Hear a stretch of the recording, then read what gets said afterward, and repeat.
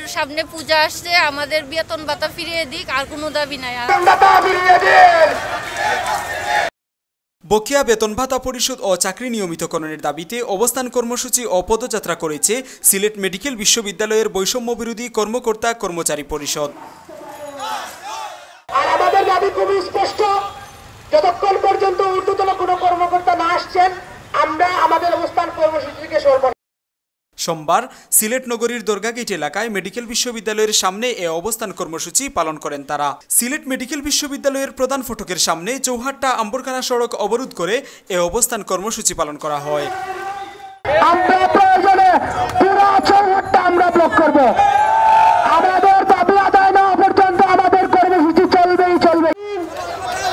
এ সময় তাদের হাতে রক্ষক চাই ভক্ষক নয়, বেতন ভাতা ফিরিয়ে দিন লেখা সম্বলিত প্লে কার্ড দেখা যায়। মেডিকেল বিশ্ববিদ্যালয় থেকে দীর্ঘ 2 বছর যাবৎ বেতন ভাতা পরিশোধ করা হচ্ছে না বলে দাবি করছেন কর্মকর্তা কর্মচারীবৃন্দ।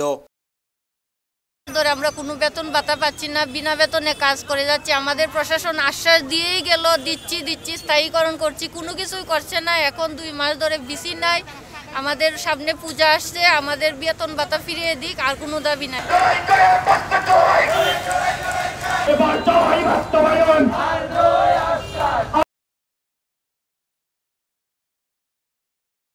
লুকমান হাফিজ, UBL TV, সিলেট।